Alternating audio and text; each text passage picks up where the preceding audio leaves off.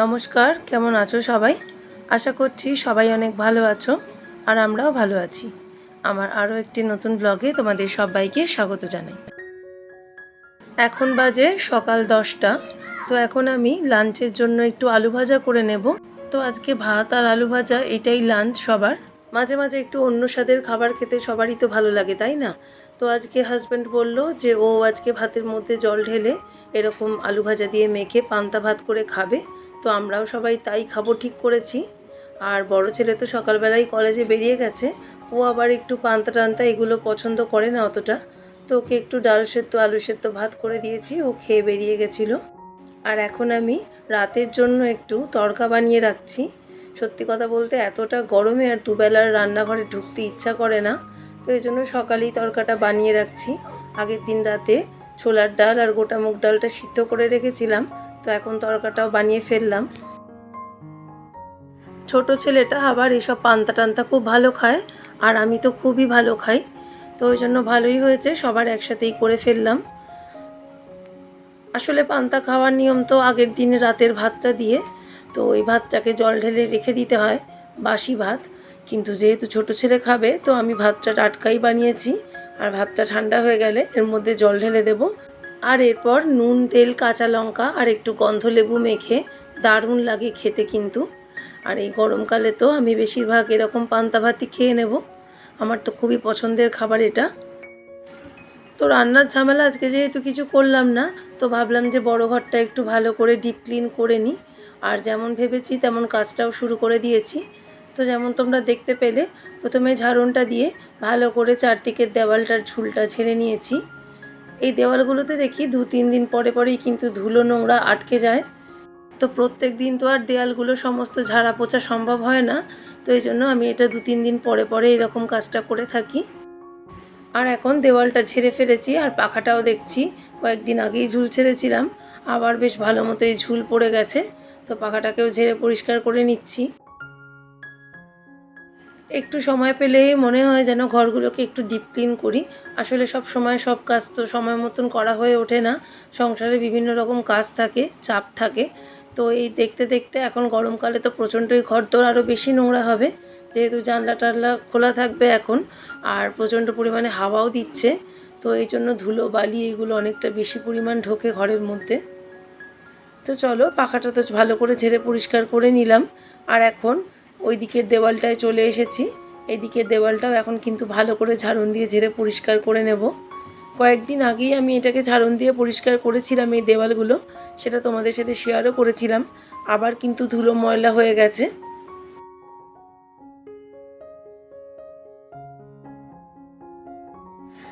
ইচ্ছা আছে এরপরে ডাইনিং রুমটাকেও ভালো করে একবার ডিপ ক্লিন করতে হবে। ডাইনিং রুমটা কিন্তু বেশ অনেক দিনই ডিপ ক্লিন করা হয়নি। তো যেহেতু এই ঘরটায় আমি একটু দরজা বন্ধ করে এই ডিপ ক্লিনের কাজটা করতে পারি, তো এই জন্য আজকে এটা করে নিচ্ছি। কিন্তু ডাইনিং রুমটা সবসময় যেহেতু বেশি ইউজ করা হয়, ছোট ছেলেটা কিন্তু সারাক্ষণই ডাইনিং রুমেই বসে থাকে।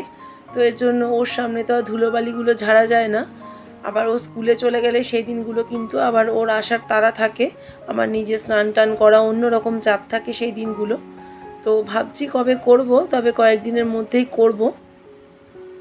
আর এখন এই জানলাগুলো ভালো করে একটা শুকনো ন্যাকড়া দিয়ে মুছে নিলাম।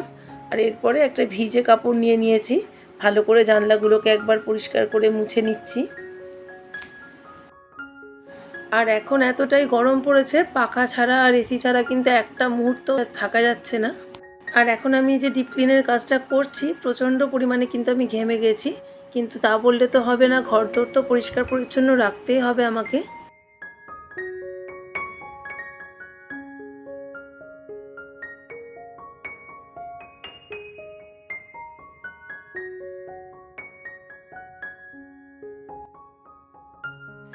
তো জানলার ভেতর দিকগুলো তো মুছে নিলাম, এবার জানলার বাইরের দিকগুলো কিন্তু ভালো করে ভিজে কাপড়টা দিয়ে মুছে নিচ্ছি।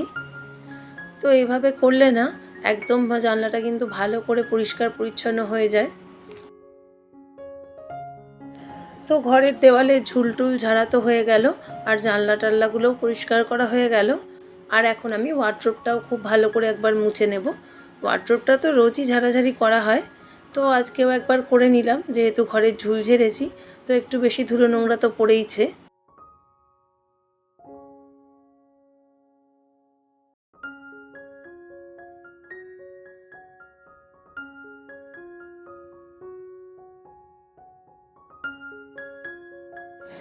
আর এইবার চলে এসেছি ওয়ার্ড্রোবের মাথাটা পরিষ্কার করতে। ওয়ার্ড্রোবের মাথাটা এই 15-20 দিন আগে একবার পরিষ্কার করেছিলাম, তো আর একবার করে নিচ্ছে এখন। এই 10-15 দিন পর পর যদি ওয়ার্ড্রোবের মাথাগুলো পরিষ্কার না করি, দেখবো এতগুলো ঝুল জমে গেছে, তখন কিন্তু আমার নিজেরই প্রবলেম হবে পরিষ্কার করতে।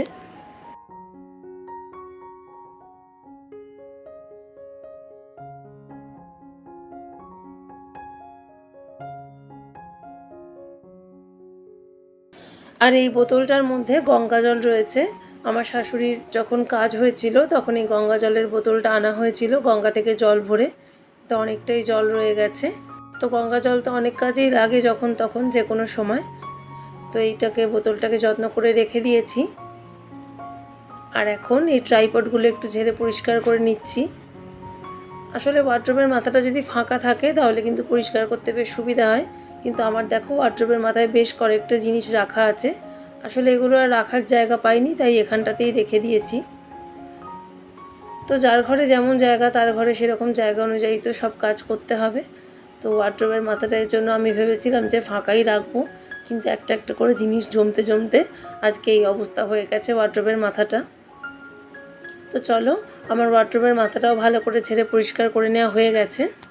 আর এখন ঠাকুরের তাকটাও পরিষ্কার করে নেব। ওয়ার্ড্রোবটা পরিষ্কার করার পরেই আমি ঠাকুরের তাকটা সাধারণত পরিষ্কার করি, কারণ ওয়ার্ড্রোবের মাথা থেকে তো অনেকগুলোই ধুলো নোংরা পড়বে, সেগুলো আবার ঠাকুরের তাকে এসে জমা হয়। তো ওই জন্য আমি আগে ওয়ার্ড্রোবটা ঝাড়ি, তারপর লাস্টে কিন্তু ঠাকুরের তাকটা ঝাড়া পরিষ্কার করি।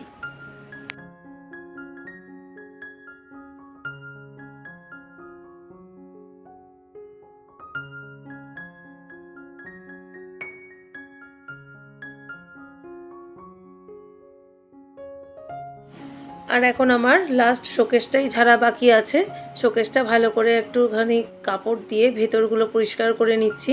রোজ দিন তো বাইরের থেকে একটু ঝাড়াঝাড়ি করা হয়, এই ভেতরটা সবসময় খুলে ঝাড়া পরিষ্কার করা হয় না, তো এটা কয়েকদিন পরে পরে করি আমি। তো আজকে সেরকম যেহেতু ঘরটা ডিপ ক্লিন করছি, তাই শোকেসের ভিতরটাও ভালো করে একটু ঝেড়ে পরিষ্কার করে নিচ্ছি। আর ওই নিচের তাকটা আর খুললাম না, কারণ নিচের তাকটাই 2-3 দিন আগেই আমি কাচের বাসনগুলো রেখেছিলাম, তখনই মুছে নিয়েছিলাম। আর এরপর বড় ঘরটাকে ডিপ ক্লিন করে স্নান টান করে নিয়েছি। আর এখন বাজে বেলা 2টোর কাছাকাছি। আর এখন আমি স্নান করে ঠাকুরের পুজো দিতে চলে এলাম। তো রোজের যেরকম ঠাকুর পুজো দিই সেভাবেই ঠাকুর পুজোটা দিয়ে নেব আজকেও।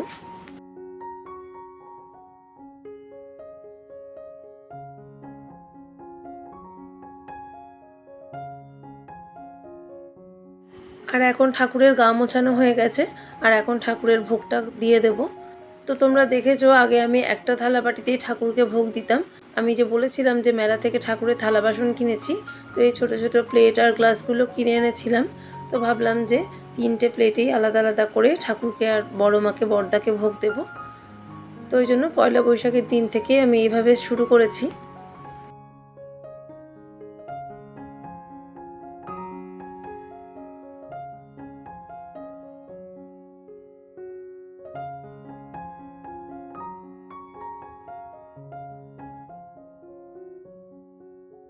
তো এরপর ঠাকুরকে ধূপও দেখিয়ে দিলাম, আর এরপরে দুপুরবেলা লাঞ্চ কমপ্লিট করে নিয়েছি। আর এখন বাজে বিকেল 4টে 4:30-এর কাছাকাছি। তো এখন আমি বিছনার চাদরটা পরিয়ে নেব। তো ঘরে ঝুলটুল ছেড়ে বিছনার চাদরটা নোংরা হয়ে গেছিলো আর অনেক দিন চেঞ্জও করা হয়নি, তো ওটাকে তুলে ফেলেছিলাম। আর এখন আমি একটা কাঁচা বিছনার চাদর পরিয়ে নিচ্ছি বিছনাতে। আর আজকে বড় ছেলের চাদরটাও তুলেছি, ওইটাও আজকে চেঞ্জ করব। আর বালিশের কভারগুলোও চেঞ্জ করব। তো বিছনার চাদর চেঞ্জ করার কাজটা আমি মোটামুটি সকালের দিকেই করে থাকি।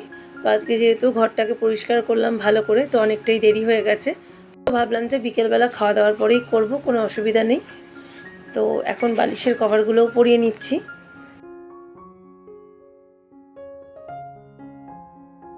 তো বালিশের কভারগুলো পরানো হয়ে গেলে বড় ছেলের বিছনার চাদরটাও পরিয়ে নেব। তারপরে আর একটা বড় কাজ করব। এই কাজটা অনেক দিন ধরেই করব ভাবছি, কিন্তু সময় সুযোগটা হয়ে উঠছে না ঠিকঠাক মতন। তো আজকে ভেবেছি যে আজকেই করব এই কাজটা। তো চলো দেখতে থাকো কি কাজ করি।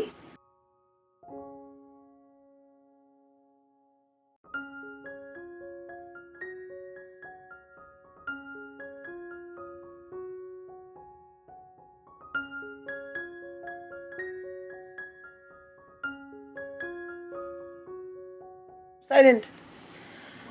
আর গতকাল যে অন্নপূর্ণা পুজোর দিনকে শাড়িটা পরে গিয়েছিলাম নিমন্ত্রণ বাড়িতে, তো সেই শাড়িটা এখন ভাঁজ করে গুছিয়ে তুলে রাখবো। আর টুকটাক কিছু জামাকাপড় কাচা হয়েছিল, সেইগুলোকেও ভাঁজ করে ফেলবো। রোজের কাজ কিন্তু আমাদের সেই একই রকম করতে হয়, যতই তুমি এক্সট্রা কোনো কাজ করো না কেন, রোজের কাজ কিন্তু রোজের জায়গায় থাকবেই। তো সব মিলিয়ে চাপটা একটু বেশি থাকে এক এক দিন। আজকে যেমন আমার কাজের চাপটা অনেকটাই বেশি ছিল। তো রোজের যেরকম কাচাকুচি, জামাকাপড় ভাঁজ করা, ঘর পরিষ্কার করা, রান্না করা, সবই তো করতেই হবে। তার উপরে আবার ঘরটাকে একটু ডিপ ক্লিনও করেছি আজকে, সেখানেও একটু বেশি সময় গেছে। তো এক একদিন তো বেশি সময় যাবেই, কিন্তু ঘরদোর তো পরিষ্কার পরিচ্ছন্ন করতেই হবে। তো ওইসব নিয়ে আমি ভাবি না, আমার ভালোই লাগে এই পরিষ্কার পরিচ্ছন্ন ঘরদোর ক্লিন করার কাজগুলো করতে। তো বেশ খুশি মনেই আমি বাড়ির এই কাজগুলো করি। শুধু আমি নয়, আমার মনে হয় প্রত্যেকটা হাউসওয়াইফই কিন্তু বেশ খুশি মনে এই ঘরদোর পরিষ্কারের কাজটা করে।